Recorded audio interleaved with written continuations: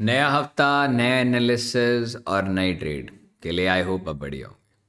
अभी तक हमने आपके लिए कई वीडियोस डाली हैं, जिन वीडियो में हमने पिछली 5 वीडियो में जिक्र किया है कि किस तरीके से हम निफ्टी को ट्रेड करेंगे। लगभग लास्ट कपल ऑफ वीडियोस ने आपको हेल्प किया होगा।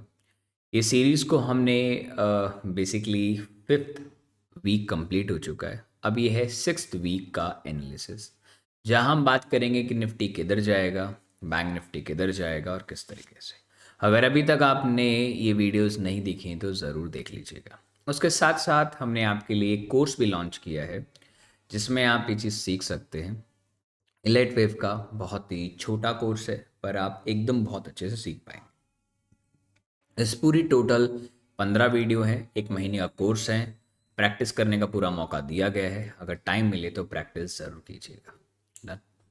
ये हमारा टेलीग्राम ग्रुप है, इस पर मैं एक्टिवली अपने ट्रेड प्लेस करता रहता हूँ कि जो भी ट्रेड लेता हूँ सारी चीज़ें। ऑलमोस्ट 15,000 सब्सक्राइबर है, लिंक आपको डिस्क्रिप्शन बॉक्स में मिल जाएगा। अब आप देख सकते हैं हमने निफ्टी का भी एनालिसिस दिया था कि निफ्टी यहाँ से नीचे जाएगा, क्यों जाएगा, सारे लॉजिक्स पे लिखे हैं, हर एक चीज़ आप देख सकते हैं। हमने निफ्टी एनर्जी के लिए बोला शॉर्ट है, रिलायंस के लिए बोला शॉर्ट है, और बिटकॉइन को लॉन्ग करेंगे, और बिटकॉइन का लॉन्ग पॉइंट्स पे आप देख सकते हैं बहुत स्ट्रांग था। तो अब आते हैं हम काम की बात पे कि एक्जैक्टली मार्केट हम करने के।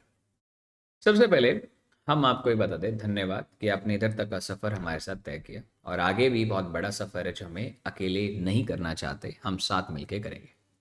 तो हमने लास्ट वीडियोस में ऑलरेडी इस डिस्कशन किया था काफ़ी अच्छे से कि मार्केट में अपसाइड की रैली आ सकती है। और जब मैंने बजट के लिए बोला था कि मेरे according market all time high जा सकता है, वो मोस्ट लाइकली गया। ऐसी बात नहीं, वो गया नहीं गया, पर रियलिटी ये थी कि बजट के दिन नहीं, बजट के बाद गया, taken out all the laces. तो अब आ जाते हैं हमारे इंपॉर्टेंट पार्ट पे। अभी हाल ही में आपको याद होगा कि हमारा करेक्शन कंप्लीट हो चुका है। करेक्शन मतलब एक पुल बैक जो एक बड़ी सी रैली के बाद आया। जो रैली हमारी लास्ट ईयर अप्रैल से चल रही थी, वो तकरीबन 2 क्वार्टर, 2 से 3 क्वार्टर कंप्लीट करने के बाद, ऑलमोस्ट 2.5 क्वार्टर कंप्लीट करने के बाद में, लाइक 8 से 9 महीने के बाद में हमें एक करेक्शन देखने को मिला, एक हेल्दी करेक्शन, जिस करेक्शन के बाद में हमें खरीदने का मौका मिलता स्टॉक्स में, राइट। अब आ जाते हैं एक ऐसी जगह पे जहां से मार्केट जाना चाहिए था ऊपर, पर रियलिटी थोड़ी सी अलग है मार्केट में, कैसे वो समझे। मार्केट में हमेशा देखिए ट्रेडर, कभी भी मार्केट करेक्शन एक ही बारी में नहीं लेता है। वो कई बार क्या करता है, एक स्टैंडर्ड करेक्शन लेता है, उसके बाद में आप लोगों को एक अच्छा खासा हाई राइज दिखाता है, आप लोग उत्साहित हो जाते हो, ट्रेड डालते हो, एंड देन अगेन मार्केट वो वापस उस लेवल पे वापस आ जाता है, उस लेवल के लो को ब्रेक करता है, एंड देन फिर मार्केट अच्छे से मूव करने के बाद में मार्केट मूव करता है। तो ये अक्सर जो देखा जाता है, इस प्रकार के सेटअप्स बहुत ही ज़्यादा एक्यूरेटली अकर होते हैं, और जिसमें आपको भारी लॉस होता है। आप इस बीच में छोटा मोटा प्रॉफिट्स तो आप कमाने की कोशिश करते हो, पर लॉन्ग टर्म में आपकी एंट्रीज छूट जाती है। तब हम उसके ऊपर बात करेंगे। एबीसीडी पैटर्न के बाद में हमारे पास में अक्सर एक करेक्शन और बनता है। कैसे? अभी आप देखेंगे मार्केट ने, this is the A part, this is the C part, this is the B part, मतलब यहाँ करेक्शन हो चुका है। मार्केट में अगर यहाँ से अब ये हाई राइज बनता तो एक बहुत ज़बरदस्त सेटअप बनता, बट ट्रेड डील ने सब कुछ खराब कर दिया। तो अब हम ट्रेड कैसे करेंगे? हम डेली टाइम फ्रेम में अगर ध्यान से देखें तो डेली टाइम फ्रेम में बहुत एग्जैक्टली बोल सकते हैं कि ट्रायंगल का ब्रेकआउट पहले भी हो चुका है, और ब्रेकआउट के बाद स्ट्रेट फॉरवर्ड डाउन है। Okay, that's great.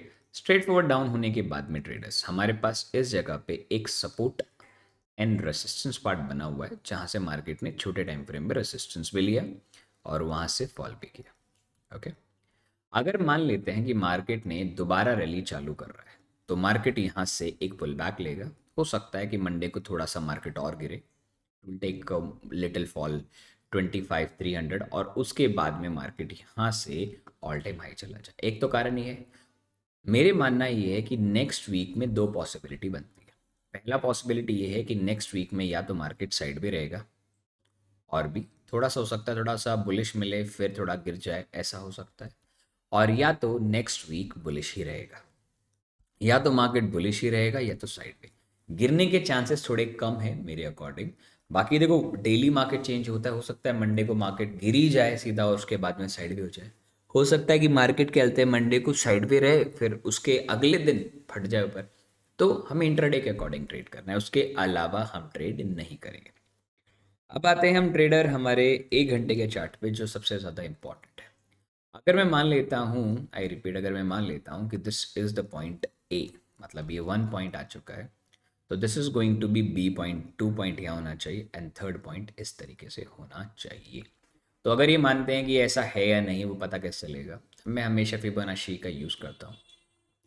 अगर मैं फिबोनाची को यूज़ करूँ बॉटम से टॉप तक मार्क करने के लिए, तो मेरे पास में मोस्ट लाइकली प्राइस बहुत अच्छा मूव कर रहा है। मैं हमेशा मानता हूँ कि अगर प्राइस मेरा 0.5 0.6 के बीच में से आके ऊपर जाने की कोशिश कर रहा है, that is a very good.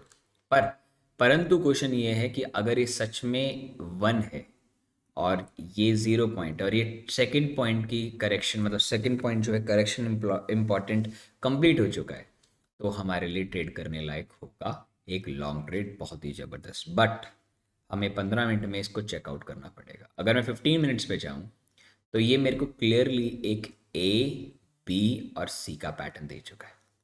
Clearly अब ट्रेंड कंटिन्यू होता हुआ दिखाई दे रहा है, पर मार्केट हमेशा ऐसा नहीं चलता जैसा हम सोचते हैं।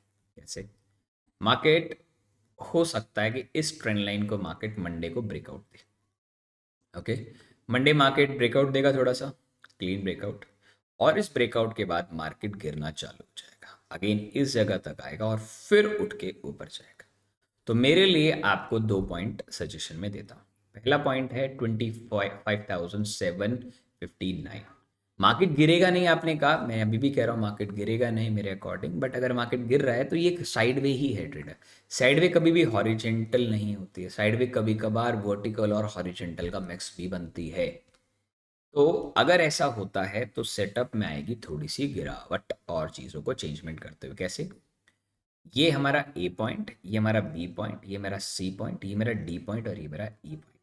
आपने कभी अपनी लाइफ के अंदर में वेज पैटर्न्स पढ़े होंगे। अगर आप वेज ट्रेडिंग पैटर्न पढ़े हैं तो वेज ट्रेडिंग पैटर्न में इस प्रकार का पैटर्न आपने कई बार देखा होगा। आप देख सकते हैं वेज पैटर्न में कई बार आपने देखा होगा ये फॉलिंग वेज, उसके बाद एक ब्रेकआउट होता है। तो निफ्टी में वैसे ही वेज बना हुआ है, इसका स्क्रीनशॉट ले लीजिएगा। और ये पॉइंट बहुत इंपॉर्टेंट है, 25,750।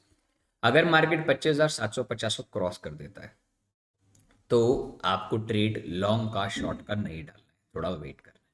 यहाँ से शॉर्ट आप जब भी डालेंगे जब 15 मिनट का कोई कैंडल पिछली कैंडल के नीचे इस प्रकार क्लोजिंग दे, तभी आप एक शॉर्ट प्लेस करिएगा, सो दैट आपको एक अच्छी एंट्री मिल सकती है without any fail, without any problem. अगर आपके पास लॉन्ग है, शॉर्ट है, कोई भी चीज़, तो पता ही जा सकती है। ये चार्ट है निफ्टी का, सेम चार्ट गिफ्ट निफ्टी का भी पता चलेगा, क्योंकि निफ्टी में तो जो था वो बता दिया। अगर मैं गिफ्ट निफ्टी के अगर 60 मिनट के चार्ट पे जाऊं तो यहाँ आपको प्रॉपरली एक चीज़ समझ में आएगी। जो ब्रेकआउट निफ्टी में होने वाला है वो ब्रेकआउट ऑलरेडी गिफ्ट निफ्टी में पहले ही हो चुका है। गिफ्ट निफ्टी हमारी जो निफ्टी क्लोज हुई थी दोस्तों, वो यहाँ क्लोज हुई थी। ओके, अब आपको मैं दोनों चार्ट साइमल्टेनियसली एक के बगल में दिखा देता हूँ। ठीक है, ये 15 मिनट का चार्ट है निफ्टी का। अगर मैं यहीं से निफ्टी का निफ्टी गिफ्ट निफ्टी का चार्ट दिखाना चाहूँगा, आप इन दोनों चार्ट को पहले एक बार वेरीफाई करो, आपको समझ में आएगा मैं बोलना क्या चाह रहा हूँ। ये घंटे का चार्ट है, ये 15 मिनट का चार्ट है। 1 घंटे का चार्ट जो है, मतलब 15 मिनट के अकॉर्डिंग निफ्टी यहाँ खड़ी है, मतलब जो आज हम खड़े हैं अभी यहाँ खड़ी है, पर गिफ्ट निफ्टी ऑलरेडी ऊपर ब्रेकआउट दे चुका है। पर ऐसा नहीं है कि सेम पैटर्न इसी में बना है, सेम पैटर्न इसमें भी बन चुका है। कैसे? एग्जाम्पल ये, अगर इसको मैं ध्यान से देखूँ, बहुत क्लैरिटी में देखूँ, तो दोनों सेम सेटअप है। अभी हम यहाँ खड़े हैं, जब हम मंडे को ओपन होंगे तो हम शायद ब्रेकआउट कर चुके होंगे। अगर ब्रेकआउट कर चुके होंगे तो this is your A part, this is your B, this is your C, this is your D and this is your E. अब यहाँ गेम कैसे खेला जाता है मार्केट के थ्रू, जानिए। मार्केट ने ब्रेकआउट दे दिया, हर एक व्यक्ति ब्रेकआउट पे यही सोच रहा होगा कि मार्केट अब ऊपर जाएगा। अब मार्केट यहाँ से गिरना चाहिए, गिरेगा तो ज़्यादा यहाँ इस जगह पे आकर एक सपोर्ट लेगा वो, और फिर और कंटिन्यू करेगा। मतलब मार्केट हो सकता है गैप अप खुले और खुल के नीचे आए और फिर ऊपर जाए।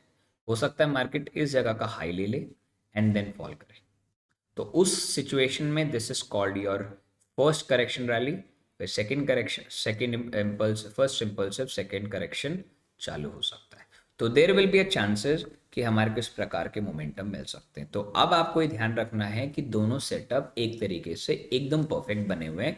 मेरे अकॉर्डिंग मार्केट यहाँ से अगर ब्रेकआउट देता है और गिरना चालू करता है तो मार्केट हमारा जो लास्ट वीक का लो नहीं बोलूंगा, जो सी पॉइंट है, सी पॉइंट कौन सा है, 25,500 के नीचे मार्केट एक बार नेक्स्ट वीक दिखा सकता है। अगर मार्केट ने इस जगह पे मान लो मंडे को ही मार्केट गिर करके इधर आ जाता है तो भैया ट्यूसडे से क्लीन लॉन्ग है ऑल टाइम हाई तक के लिए। ठीक है, तो इस तरीके से हम सोच के चलेंगे। अगला वीक थोड़ा सा शांत रहने का है, क्वांटिटी कम रखना और एकदम परफेक्टली ट्रेड करने का ट्राई करना। ये तो था दोस्तों निफ्टी का एनालिसिस, जो कि थोड़ा छोटा सा था बट एकदम क्लियर एनालिसिस मैंने आपको दे दिया। मैं बड़ा ट्रेंड का एनालिसिस नहीं दे रहा हूँ, एक 5 दिन का एनालिसिस दे रहा हूँ मंडे टू फ्राइडे के लिए। अब आते हैं bank Nifty. Bank Nifty one of the best site जो मुझे लगता है आपको देखना चाहिए। अगर मैं बैंक निफ्टी की बात करूं तो बैंक निफ्टी ऑलरेडी अपने 5 पॉइंट कंप्लीट कर चुका है। करेक्शन अभी तक उसकी कंप्लीट हुई नहीं है, तो पहली करेक्शन वो ऑलरेडी ले चुका है। सेकंड करेक्शन वो भी ले, फर्स्ट करेक्शन ले चुका है। फर्स्ट इम्पल्स लेना बाकी है, जो कि मेरे हिसाब से हो चुका है। According to my theory, according to my analysis, bank Nifty यहाँ से गिरना चाहिए अगेन। इस पूरे गैप को भी फिल करेगा और इनफैक्ट 48 40 50 सॉरी 58 57 600 से ही वापस लौट करके ऊपर आएगा। बट अभी के लिए मैं लॉन्ग साइड पे नहीं बैठा हूँ बैंक निफ्टी पे, तो बैंक निफ्टी में मैं कोई लॉन्ग ट्रेड नहीं डालूंगा ट्रेडर्स।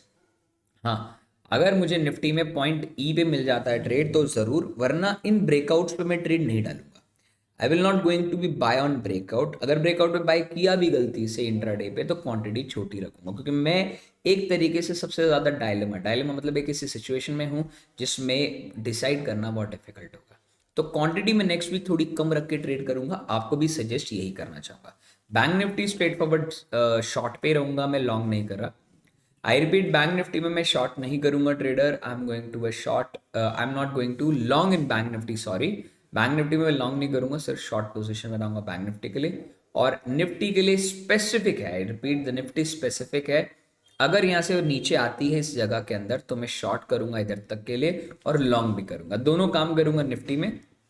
पर ज़्यादातर मैं पहले ऑब्जर्व करूंगा निफ्टी, और बैंक निफ्टी में जब भी मौका मिलेगा शॉर्ट का तो मैं शॉर्ट प्लेस करूंगा। तो ये छोटा सा एनालिसिस था नेक्स्ट वीक के लिए। अगर आप में से कई लोग ज्वाइन बटन ज्वाइन नहीं किया है तो ज्वाइन कर लीजिएगा, सो दैट हम ऐसी छोटी छोटी एनालिसिस वीडियो हर हफ्ते जब भी डालते हैं तो आप उसको डिकोडिंग कर सकते हैं।